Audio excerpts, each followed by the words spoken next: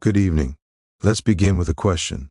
When you think of control, of manipulation, what do you see? Loud threats, angry demands, a raised fist? That is what they want you to see.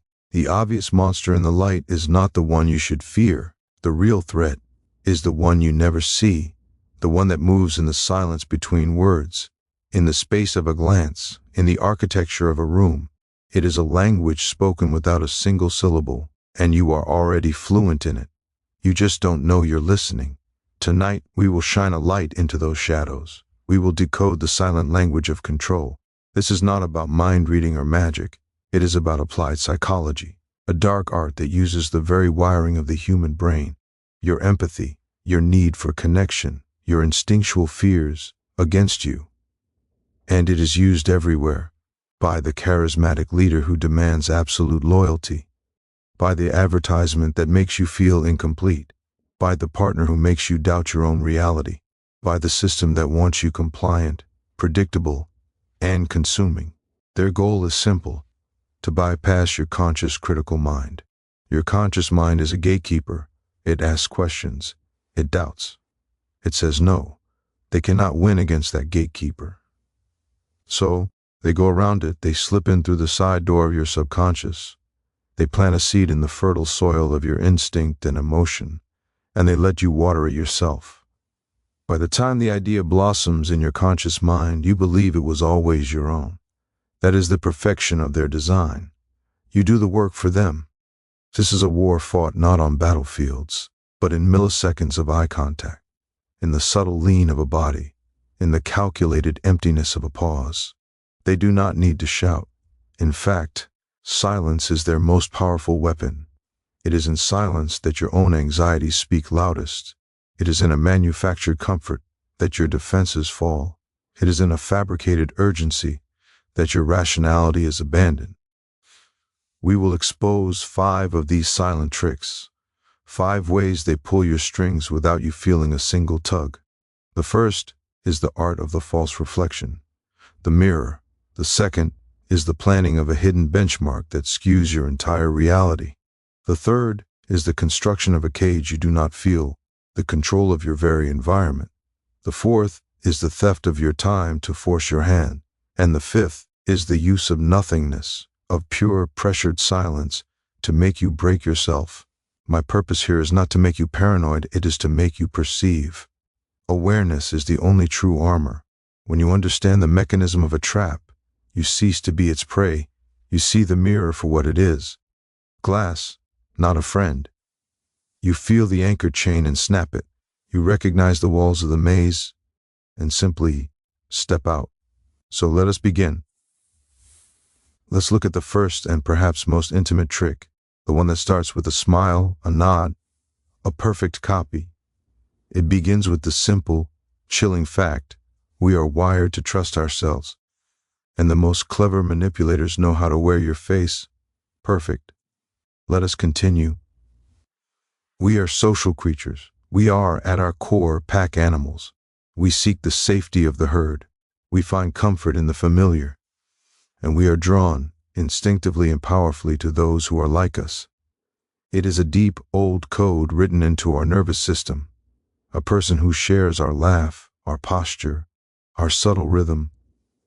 They feel safe. They feel like kin. It is a beautiful mechanism for building trust, for creating bonds. And like all beautiful things, it has a flaw, a backdoor. The first trick is the exploitation of that flaw. It is called mirroring, but not the natural, unconscious kind between friends. This is strategic, deliberate, a calculated performance. They become a living, breathing mirror. They watch you with a predator's patience. They note how you sit. Do you lean forward? They lean forward. The tilt of your head, the cadence of your speech, fast and clipped or slow and thoughtful. They match it. They parrot your favorite words. They mimic your micro-expressions, the slight frown of concentration, the small smile of acknowledgement. They are building a bridge into your mind, using your own blueprint. You feel it, but you don't see it. You walk away thinking, I really like them. We just clicked. That feeling of clicking, that instant rapport, is the trap springing shut. Your critical mind, your gatekeeper, is disarmed. It sees the reflection and says, "This is one of us. Lower the drawbridge." And you do, because why would you guard against yourself? Think of the most persuasive person you've ever met, the charismatic recruiter, the mesmerizing speaker, the partner who swept you off your feet. I would bet they were a master of this. They made you feel profoundly seen, profoundly understood in a shockingly short time. That is not fate. That is not a meeting of souls. That is a technique. They are not connecting with you. They are reflecting you. And in that reflection, they build a hidden leverage. Once you believe they are your ally, your confidant, your perfect match, your resistance to their suggestions evaporates. You want to agree. You want to please the mirror.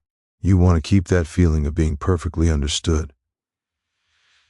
This happens in boardrooms and in living rooms. A salesman subtly matches your crossed legs, your speaking tempo. Suddenly, his offer doesn't feel like a pitch. It feels like friendly advice. A manipulative partner adopts your hobbies, your tastes, your dreams, becoming your soulmate with impossible speed. Only later, when they have you, does the reflection change. They begin to shift, and now you are expected to mirror them. The bridge they built only goes one way. It is a ghost in the machine of human connection. It weaponizes our deepest need to belong. So, the defense is not to become cold, to distrust every smile. The defense is awareness, to feel that sudden warm click, and to pause, to ask yourself a simple cold question. Is this connection being built, or is it being mimicked? Is this person sharing, or are they simply showing me a carefully curated version of myself? When you perceive the mirror, its power shatters. You see the performer behind the glass, and you realize the person you were starting to trust was you. Now, let's move to the second trick, because once they are inside your gates, they must shape your reality. They do not do it with a hammer. They do it with a single hidden weight, a weight that bends everything else out of shape without you ever knowing it was there. Excellent. The flow is building. Now we move to the next psychological lever. So the mirror has worked. You feel a sense of alliance, however fabricated. The gatekeeper is quiet. Now they must guide your thoughts. But how do you guide someone without ever giving a direct order? You do not push the ship. You move the North Star. This is the second trick, the anchor. It is one of the most insidious forces in human judgment. It works like this. The first piece of information we receive, any number, any image, any idea, becomes a mental reference point. It digs a hook, an anchor, into the seabed of your mind.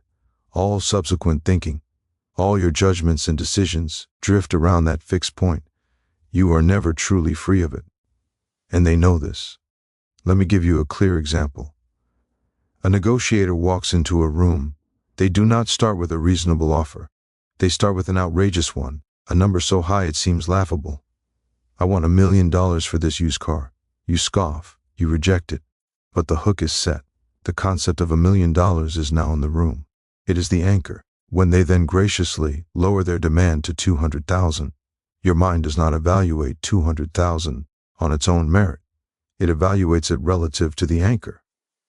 Compared to $1 million, $200,000 feels almost reasonable. You have been psychologically moved, and you never felt the current. But it is not just about numbers. It is about priming your entire perception. Imagine watching a news segment. Before the story about civil unrest begins, what do you see? A fleeting violent image. A burning car. A shattered window. 2 seconds. That is the anchor. Now when the reporter speaks about protesters, your mind is not a blank slate. It is already tinted with the imagery of chaos and threat. The word protester now drifts close to the anchor of rioter. Your judgment is compromised before a single fact is presented. This is the silent shaping of your reality. They are not telling you what to think. They are telling you where to start. And where you start determines where you finish. They anchor your expectations of price, of quality, of danger, of what is possible and what is impossible. A toxic person might begin a relationship by telling you, "Everyone I've ever loved has betrayed me." That is an anchor of anticipated betrayal. Now, every minor mistake you make, every innocent misunderstanding is subconsciously weighed against that anchor. It seems like proof. They set the expectation of failure, and then your normal human imperfections become evidence for their case.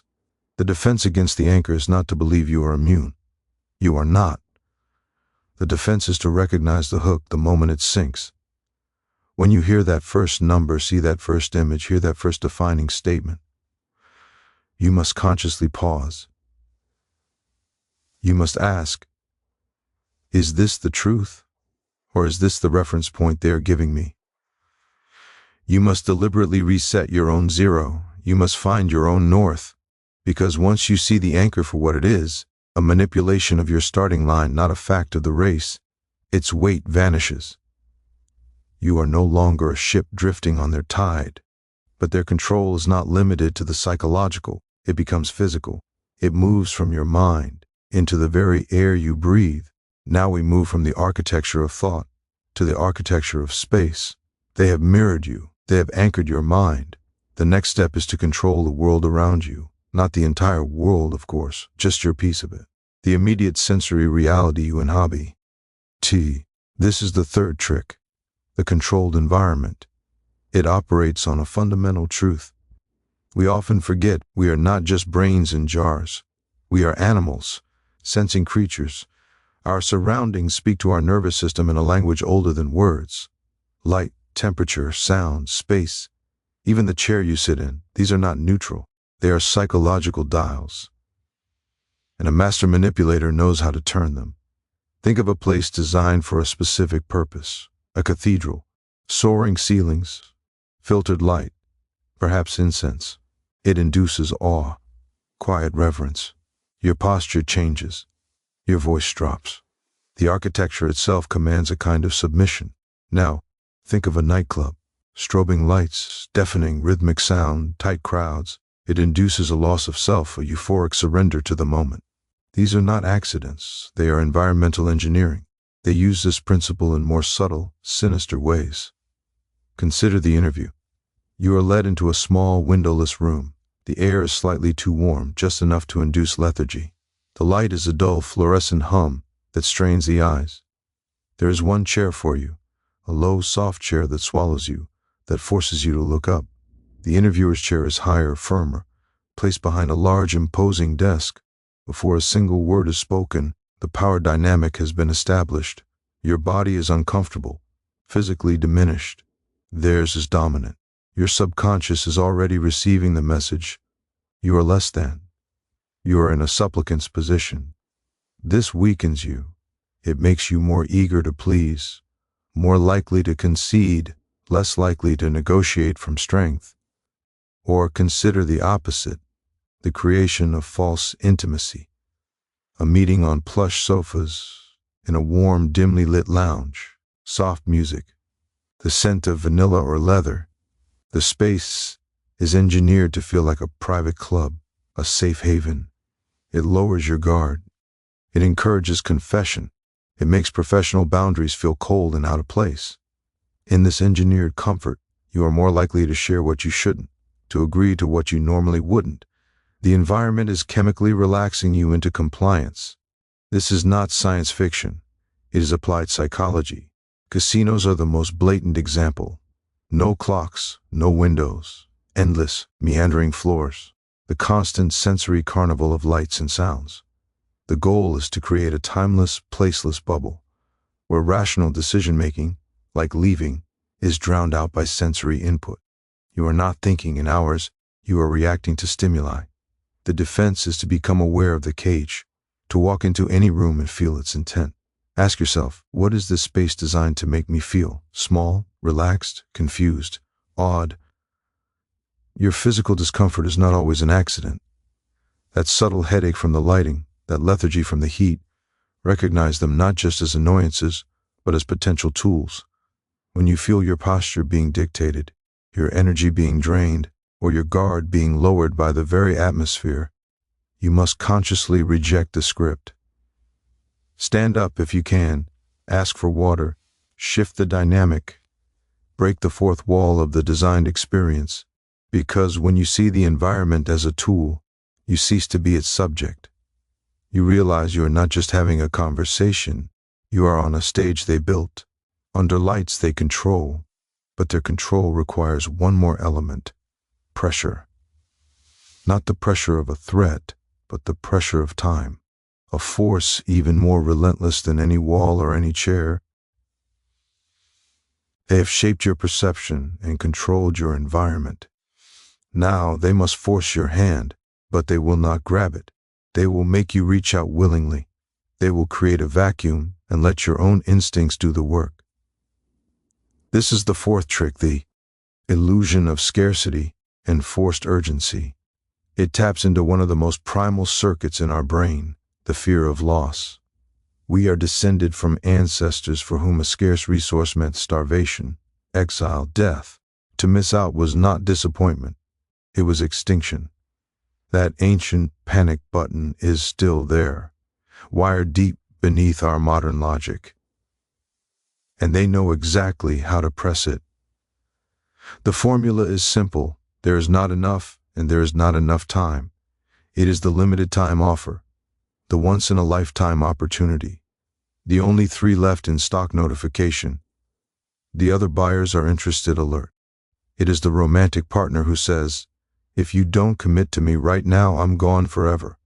It is the guru who says, "This transformational secret is only available to the first 100 people." It is the system that screams, "Act now or be left behind." The effect is chemical. It bypasses the prefrontal cortex, the careful, analytical part of your brain, and floods the older, more impulsive limbic system with a cocktail of anxiety and desire. Your heart rate might increase. Your focus narrows to the prize and the ticking clock. Rational evaluation shuts down. The gatekeeper is not just asleep, it is locked in a closet. The only mission is to acquire, to secure, to not lose. You are no longer making a choice. You are obeying a biological imperative. Think about the last time you felt that jolt of "I might miss out." That quickened breath, the slight tightness in the chest. That is not excitement. That is the ghost of your ancestors facing an empty winter larder. They have connected their desired action to that survival trigger. Suddenly, buying a product you don't need, signing a contract you haven't read, or pledging loyalty to a person you barely know feels like securing your own future. The alternative feels like a kind of death. This trick corrupts the most precious gift you have in decision-making: time. Time to think, time to research, time to sleep on it, time to consult your own quiet wisdom. They steal that time by manufacturing an artificial crisis. They force you to play a game where the clock is already at 1 second. In that state, you will agree to almost anything to stop the alarm. The defense is to hear the alarm for what it is, a recorded sound effect. When you feel that sudden, urgent pressure, that now or never clutch in your gut, you must weaponize a single word: no. Not no to the offer, but no to the timeline. You must forcibly reclaim your time. "I need 24 hours to think. If it's gone, then it's gone. I will take the risk of missing out." Say it out loud. The moment you reject their false urgency, you disarm the entire mechanism. You call their bluff. If their offer is truly valuable, it will be valuable tomorrow. If it evaporates with your pause, it was never real. It was only ever pressure. You must become comfortable with loss. Not real loss, but the idea of missing out they are selling. When you make peace with that idea, their most powerful lever breaks in their hands. But there is one final trick, the most elegant, and in many ways, the most brutal of all. It requires no props, no timelines, no mirrors. It uses the one thing we all possess, and all fear: silence. The final trick is the masterstroke. After the mirrors, the anchors, the engineered rooms, and the false deadlines, it strips everything else away. It uses nothing. Pure, unadulterated absence. It weaponizes silence. We are social animals, as we established. Our bonds are maintained through a constant, subtle exchange: words, nods, murmurs of affirmation. Silence, in a social context, is dissonance. It is a tear in the fabric. Our brains are exquisitely tuned to seek resolution, to repair the tear, and unexplain. Ed's silence triggers a low-grade alarm. It reads, in our primal wiring, as potential danger, rejection, disapproval, a threat waiting in the shadows.